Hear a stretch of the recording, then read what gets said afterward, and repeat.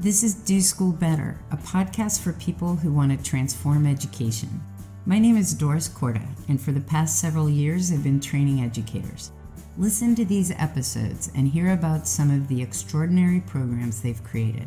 We call these pioneers the fire starters. See if you can get some ideas that you can implement yourself to change your own practice. In this episode, Doris speaks with Dr. Rand Harrington and Phil Klein of Kent-Denver School in Colorado. Rand is the head of school, and Phil is an instructor of AP Economics, director of the Hunt Family Institute for Entrepreneurial Education, and director of development. They discuss creating structures in school to leverage expertise both in and out of the building to allow for authentic learning. They also highlight the importance of teachers acting as curricular architects to design classes for today's students. And if you like this episode and know someone else who might enjoy it, we ask that you share it with them so that we can all do school better. Rand and Phil, hello. Hi, Doris.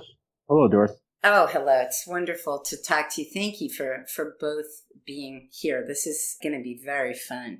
I'd like to start for our listeners by having you introduce yourselves. Maybe Rand, you can start. Terrific. Well, this is Rand, and this is my fourth year as head of school at Kent-Denver in Colorado.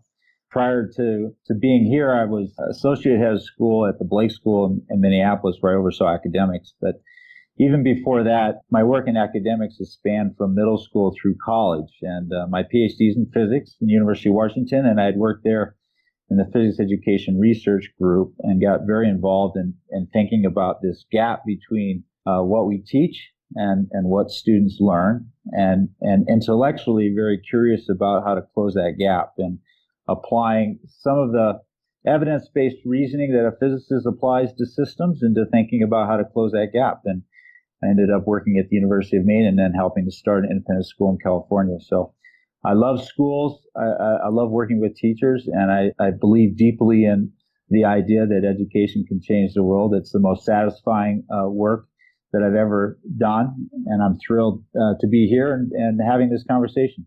That's fantastic. And just, Rand, one thing, you've been an educator in university, public, and private schools, yes? That's correct. And I was supervising student teachers in the Orono Public Schools in Maine, and I had a joint appointment in the College of Physics and Astronomy and the College of Education. So I've worked at both sides of that. That's really great and gives you a very, very interesting and valuable perspective on all this. So Phil, tell us about yourself. So my name's Phil Klein. I am an AP Economics teacher, director of the Hunt Family Institute for Entrepreneurial Education here at Kent-Denver, and I'm also the director of development. My story as an educator, sort of my way in, is a little bit different than the traditional story. I actually spent the first 20 years out of college working in the private sector. I worked for Walt Disney and for Procter & Gamble and for Dish Network before coming to the world of education. I found after 20 years, I had sort of that mid-career conversation with myself, I'll call it, that many of us have, and wanted to know what the next 20 years would hold. And I realized that I wanted to do something different.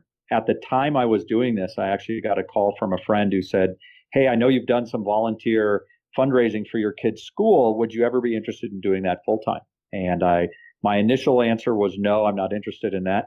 But then they talked me into having a conversation with the person who was then the head of the school here at Kent-Denver, and I was sold. And he also said, "Oh, by the way, you can teach." And I think in retrospect, that's really where I was hooked. I had done volunteer work as a teacher with kids in the first 20 years of my career and loved it. It's my second year here at Kent-Denver. I started the AP Economics curriculum and fell in love with it. I fell in love with the idea of engaging kids in things that they didn't necessarily know much about yet, but as the kids and I learned together, just watching their eyes open up, watching their worldview expand, watching them realize that they now had in their hands just knowledge. A lot of it was just for the sake of it and the love of knowledge, but also other kids saying, "Hey, I might be able to apply some of this," was really, really exciting. I also realized that kids love, once they have this knowledge, they love to express that knowledge. They love to exercise it. And a lot of the work that I'm doing now in the AP Economics class and also in the Entrepreneurial Institute, are giving kids chances to deepen their level of learning and really deepen their love for the subject material that we're teaching. That's awesome. And so you, as an AP Economics teacher, you were already having a blast with this. Why did you come to the workshop, and what were you hoping to do, and what did you end up doing?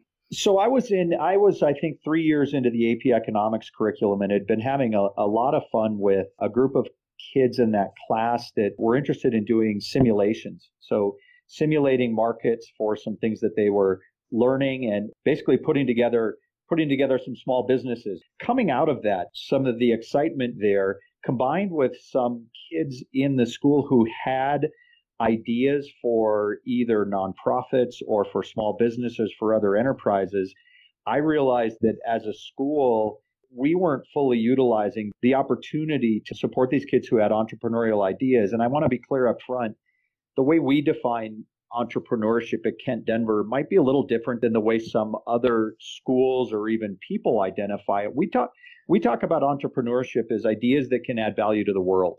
And some of those kids like to think of it in the context of a nonprofit. And actually, Doris, I remember you highlighted some kids that created a product that was intended to reduce plastic bags in the oceans. And they did it by creating a kiosk that people could use to exchange their reusable bags. Happened to be an interesting underlying idea for a business, but they were really motivated by, I think it was sea turtles, if I'm not mistaken. They wanted to save sea turtles. Yeah, I was really inspired when I came to the workshop and saw that what you were talking about in the context of entrepreneurship was very similar to what we wanted to do here at Kent Denver. This underlying idea that if a student has something they're interested in doing, they're taking an idea, we call it taking ideas and putting them into action. Right. I like to tell students of entrepreneurship that as a school, we're not really concerned about whether their idea works in the end. We're much more interested in the process.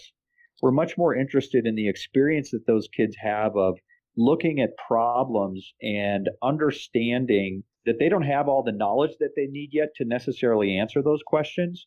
And that part of the entrepreneurial process is, in our case at Kent Denver, reaching out to a network of interested adults, including a lot of our teachers who are interested and passionate about their particular subject matter, and imparting that knowledge onto those kids, whether it's knowledge of statistics or knowledge of, and we'll get into an example.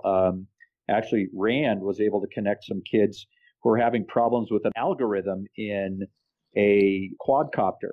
And Rand actually introduced these kids to a PhD level mathematician who was able to help them solve some problems. And frankly, I think this kid, Alex, the one who was solving the problem, he's as interested in math right now as he is in anything after having had that experience. Yeah, it's an amazing thing what happens when you actually find out that this stuff is useful somehow. And you know what? I would say in addition to that a kid like Alex, it's useful, but he also, I think, is now just passionate about math. He might not have been in it before. Again, whether he ends up making this quadcopter fly or not, we hope they do. You've got a kid who's starting to make connections between what he's learning in the classroom and opportunities to dig deeper. As we learned, this kid was doing PhD level math and algorithms that nobody at Kent Denver had experience in, and nobody at Kent Denver could help him with, but it was somebody who was, this PhD in math was passionate about connecting this kid to some answers. Yeah, well, exactly. And so you have developed an Entrepreneurship Institute, yes? Yes. And if I'm a Kent Denver student, how do I participate in the Institute? What are the offerings at this point? Sure. So the Institute, I would say right now, is very much in its nascent stages. And I think Rand's going to talk a little bit about our vision for institutes in general. The idea for the Entrepreneurial Education Institute is to create opportunities for kids who have an idea, whether it's a nonprofit or it's a for-profit or just something that they think could be really worthwhile. Right now, in the stage where we are at the Institute, the opportunity is for us to connect those students with either other students or adults, whether they are teachers or administrators or our alumni or our parents, who can help connect them to the knowledge they need in order to make whatever that idea is work. I used the example a minute ago about a company called Magnexo Systems. Magnexo Systems is a group of 4 boys who started with an idea for a quadcopter, so a drone that actually works better than conventional drones do. We have another girl who is building an app for kids with anxiety because she believes there's a really powerful opportunity for kids who suffer from anxiety to take advantage of the technology in a really simple app to help them treat that. We have another group of kids who are working on an augmented reality application that they can use here in the school. The Entrepreneurial Education Institute is designed primarily, before we start talking about additional classes they can take, is designed primarily to connect them with other students and with adults who can help them bring those ideas to life, those ideas that ultimately, as we say, add value to the world. Right. And I was just going to insert something that's been interesting to watch. Kids, if you give them the right conditions for coming up with their ideas that they're passionate about, that they want to pursue, they want to do things that make the world a better place. And so it's been very interesting. You brought up the example that you remembered of the sea turtle group, the group that wanted to save sea turtles. I've found that students in all these entrepreneurship programs, after some initial guidance and learning, tend all of them to create ideas that will somehow add value to the world. That's what they want to work on, this generation. They want to make the world a better place. I remember, Doris, you telling us in that workshop that in fact, if kids are working on things that don't add value that way, there isn't we like to talk about it here at Kent Denver as an ethical consideration for what they're doing. I remember you telling us that the kids actually push back on it and will question it and be critical of it. And I think part of our mission statement as a school is that we set high ethical standards for our students and for ourselves. One of the criteria that we want to set for projects that kids work on is an ethical consideration and making sure that the kids are able to reflect on what they're doing in the context of the impact, positive or sometimes they're negative impacts of the things we do, but in a more holistic sense, why is what they're doing going to make the world a better place? And I do remember that. I remember that coming up very clearly with the Hawkins students that you guys interviewed. Absolutely. So I want to take it up a level now. And we could talk for hours, I know you and me, Phil, about what the incredible stuff you're building and how it's showing up in your students. But I want to take this up now and say, okay, so Rand, this is cool. You have this incredible educator here who's got a pretty untraditional background that he brings to this and a huge amount of passion for this work and is building an extraordinary entrepreneurship institute and program. How does any of that, as a head of school with a mission, who's by your own admission passionate about teaching and learning, you run an academic school, it's a high school, it's a college preparatory school. How does any of this program play into your bigger mission with your school? It's a great question. I do think that institutional structures have an impact, even down to the classroom level. And I've done a lot of thinking about our institutional structures for many years. As you know, colleges and high schools have had pretty much the same structure in terms of being organized by departments. And if you look at the university level, you see that they've started for many years have attacked this by creating what you might call a matrix organization, where you have core departments, and then you start seeing centers or institutes of interdisciplinary studies around various topics emerge to connect the departments together. You've seen that happen a little bit in high schools, but not much. And I think it's probably time for us to be thinking about alternative structures to support this kind of learning. I don't think that it's something that you would want to replace the traditional structures with, because I think if done well, the traditional structures do provide a really important role in terms of teaching foundational concepts and skills. And certainly my experience is that project-based or problem-based or entrepreneurship, whatever you want to call it, the sort of applied side of things, even if done well, often leave a gap in their skill level. It doesn't necessarily develop the skills and concepts that they need to do stuff at a more sophisticated level. So you want kids applying things that they've learned. And so I think, you think about the three reasons for learning in schools. The one that resonates with me the most is just love of learning, certainly as a physicist. Thinking about ideas and the pure love of learning, I think, is part of what makes us human. And then there's the reason for learning to sort of get certified, right? To get entrance to the next level, whether it's college or a job. And that's where grades and assessments come in. That's mostly what schools do. And then the third area would be learning for a purpose. And this is really what you and Phil are talking about, learning that's framed around an authentic problem in the world and a way to apply that. And I think the application piece is really important, but I also think it's really cautionary for schools not to jump past the foundational skills. Kids still need to know how to write. They need to know how to do math. They need to know about civics and U.S. history and thinking about ideas and literature and about relationships and all the important things that make us human in the world.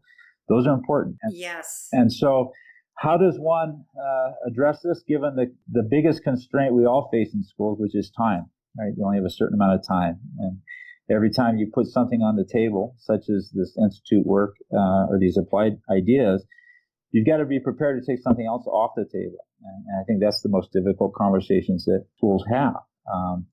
So we sort of envision here, we're starting slowly with this, but thinking about, again, a structure that preserves our core departments, but then adding an additional structure that we're calling institutes that kids can participate in once they have a certain amount of agency and with a little encouragement, that really want to apply their ideas across the disciplines in sort of a more authentic context.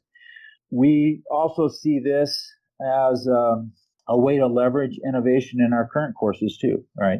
So rather than just being an add-on, right? If a kid wants to pursue something, for example, in technology and design, that they could also approach, and we encourage our teachers to have projects within their own courses that are differentiated so that a student could do a tech and design related project, for example, in an English class, do a podcast or do something related to technology and programming as part of their core English classes. So we see this as a lever to sort of innovate in our existing courses as well. That's interesting. But giving kids also opportunities to do things in the summer or doing a capstone project or an internship project that we already have some of those structures that exist.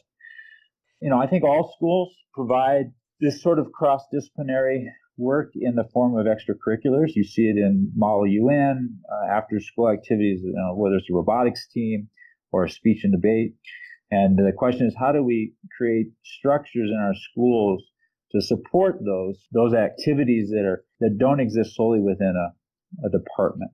Well, it's interesting you say this because I like what you're talking about in terms of the structures and the institute. So I separate the question of what are the learning objectives? What learning objectives do you have for this group of students in this time that you're going to have them? And the learning objectives, some of them are skill kind of things, like I want them to learn analytical thinking, and I want them to develop problem-solving skills, and I want them to be better communicators, and I want them to develop writing skills. And then there can be, and there should be, concepts and knowledge, and some people call it content, all that stuff that can also be learning objectives. And then separately is the question of, given those learning objectives, how do we structure the learning experience to maximize the learning that's going to happen and the achievement of those objectives? And I think what we confuse in education these days a lot is we talk about the wrong things. We argue about, should it be PBL, or should it be entrepreneurship, or should it be interdisciplinary, or should it be that? And we get, as educators, into these discussions about, okay, this is an English class, and in what we're doing, the kids are doing in the English class, is that a skill or is that content?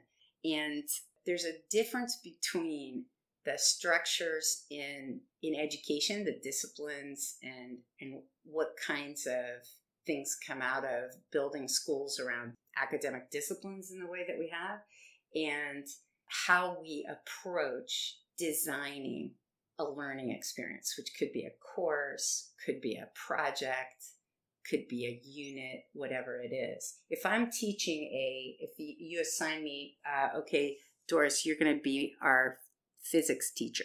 Here's your physics class. And you say, in this, this is your AP physics class. These are the key objectives. And they're really mostly about equipping the students to excel in a way that shows up on an AP physics test. I'm going to still use all kinds of different strategies in how I set up the teaching so that the learning happens really powerfully, and it will likely have in it some interdisciplinary projects, some real world projects, and some other things. Does that make sense? You've hit on, I think, exactly the shift in what you might call a modern pedagogy, where we're asking our teachers to be curricular architects. Yep. And, the old teaching methodologies where you blow the dust off your yellow notes at the beginning of the year and mark through, usually determined almost entirely by the table of contents in whatever book that was adopted. And those days are over. And because those days are over and you look at what we're asking teachers to do, the skill set required for a teacher to be successful in this new environment are really exceptional. And so this is why my focus has been throughout my career on teacher preparation, attracting and retaining great teachers. It is, I think, the singular most urgent issue in the country is what we're doing with our teaching profession and making sure that we have qualified teachers for our schools that can do this kind of work. This is a really challenging issue. And I think one of the things to loop this back into institutional structures is how do we attract adults into our community who have a high level of expertise and can mentor kids. And I think if we've had, in independent schools particularly, but also in the public schools, you're always getting either alums or parents that are interested in helping out. In our departmental structures, with our fairly tight curricular narratives, it's very difficult, short of having someone come guest lecture or guest come in and talk to kids on occasion, to fit them in and find a place for them in our departmental curriculums. But if you think about kids that are working on projects, as Phil described, and even Phil's description, you can see the number of people outside of our school employees or regular faculty that have been able to interact with these kids and help them, whether it's an engineer, air electronics, or an alum that's working in a local business.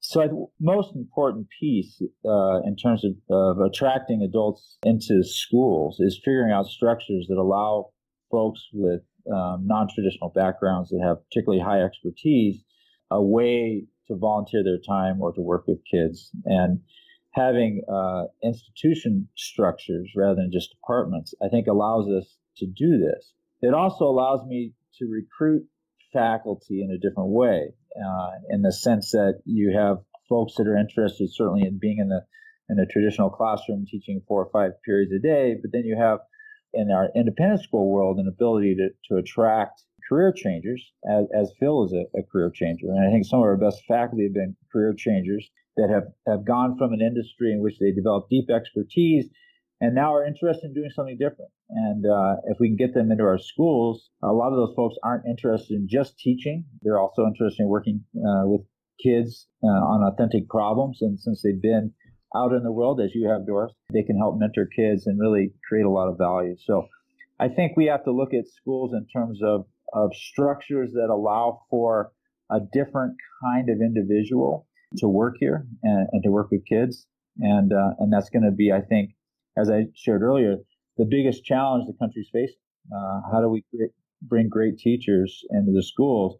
And again, what we're asking them to do and the kind of pedagogy you described, Doris, requires such a different skill set. And here's my pitch to folks out there that may be listening to this is teaching is the greatest profession in the world. And you hear about all these terrible things about the conditions and low pay and so forth. Let me tell you, if you're intellectually curious and you love working with kids, there is no better job. And I'm hoping that we can attract more people that are successful in their industry to come work with our kids because our future depends on it. I agree. And actually, it's interesting because it loops back to what we were saying earlier about students today, young people today want to work on things that are meaningful. So do adults. And, Phil, you described after 20 years in industry, you had a bit of a, mid-career crisis, I'll call it. You didn't use that word, but that's a very common thing to say, okay, I've been doing this. This is great. I'm ready for a new chapter, and I want this new chapter to allow me to have purpose and add meaning in maybe ways that I haven't so far, different ways.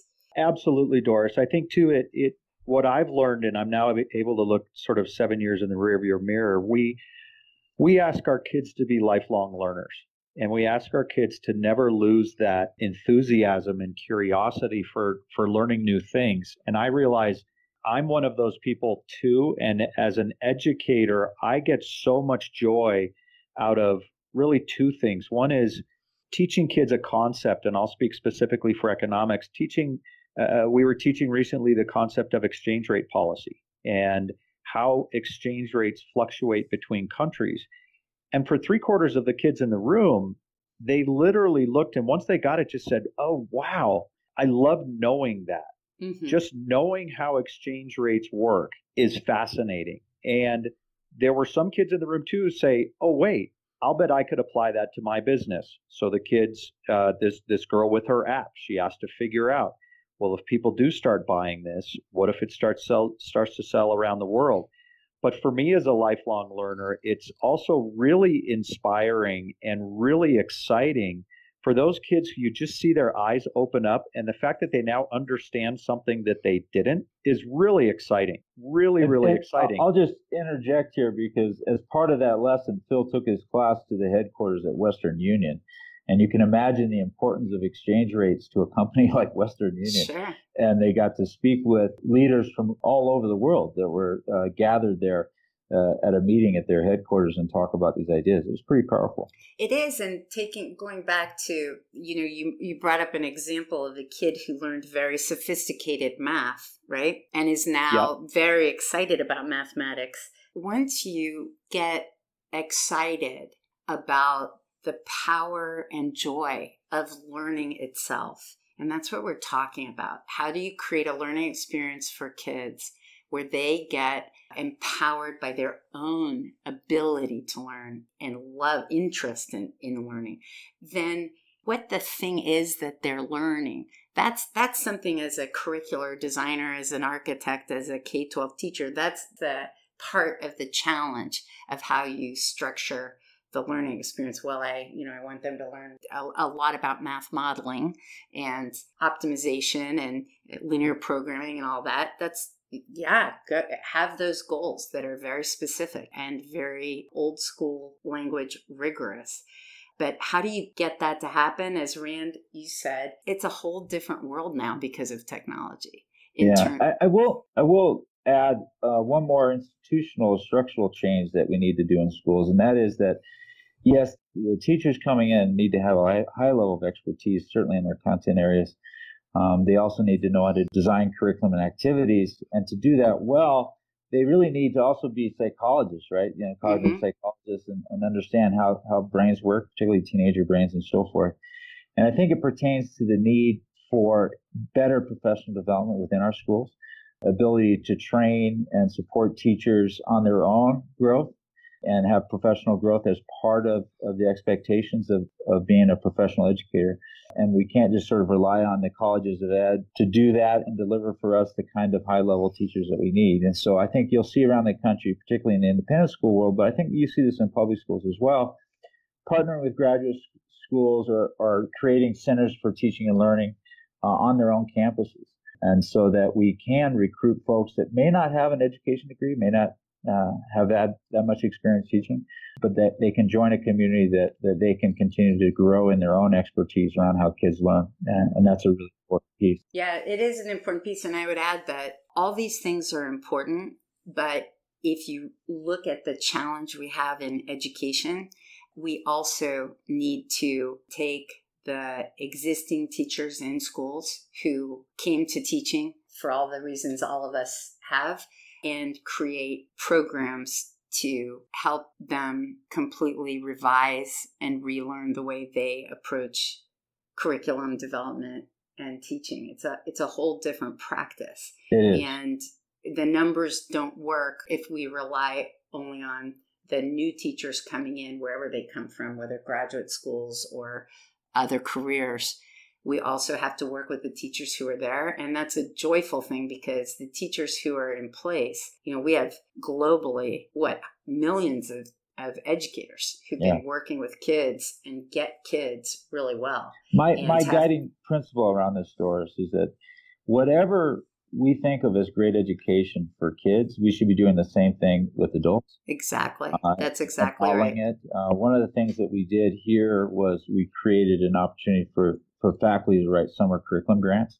And so they would come up with an idea. It had to be sort of a transformative curriculum idea that they wanted to try out. And we paid them to come in the summer to work together to develop the idea. Actually, we didn't pay them until they delivered on it, which was to present to the rest of the faculty at the start of the school year what their idea was. Okay, I love that. And then they implemented during the school year. And we started with, I think, 30 teachers involved in that program. I think this last year we had 45 teachers participating in collaborative groups, basically becoming curricular architects, right, and designing learning experiences. It's really hard to do that during the school year because of the time constraints. Yes. Somebody once told me that redoing your curriculum in the middle of the school year is like rebuilding a boat in the middle of the ocean. You can do it, but you got to be careful because you got to keep everything afloat. And so I think summer is a really great time to do this sort of accelerated professional growth and careful thoughts about curriculum design that you're describing. I love that. And I love what you did. And so these teachers, just to be clear, in the summer who are doing this, are they working together with other teachers?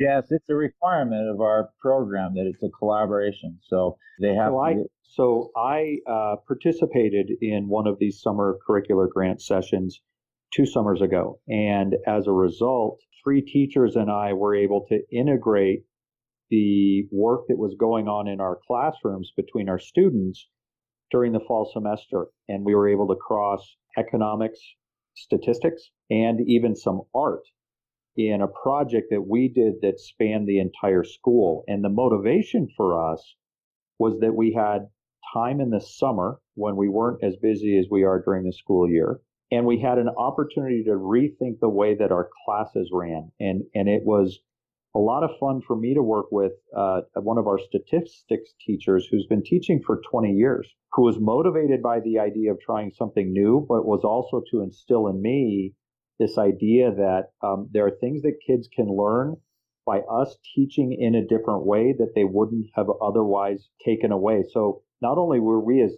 teachers motivated to work together, but we then had our students across 3 different classes finding times outside of the normal school day, sometimes during the class day, to work together on these challenges that we put in front of them. It was really exciting.